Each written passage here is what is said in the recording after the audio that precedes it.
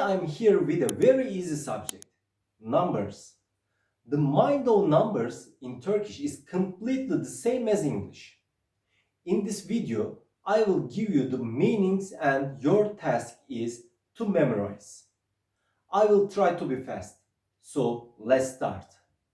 1, 1, 2, 2, 3, 3, 4, 4, 5, 5, 6, 6, 7, 7, 8, 8, 9, 9, 10, 10, 11, 11, 12, 12, 13, 13.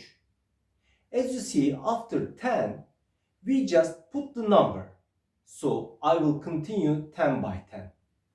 20, 20, 30, 30, 40, 40, 50, 50, 60, 60, 70, 70, 80, 80, 90, 90, 100, 100, 200, 200. After this point, the mind is the same. So let's come to the bigger numbers. 1000, 1000, million, milyon, billion, milyar, trillion, trilyon. Now, two examples for the same number. 5 trillion, 3 billion, 7 million, 432,691.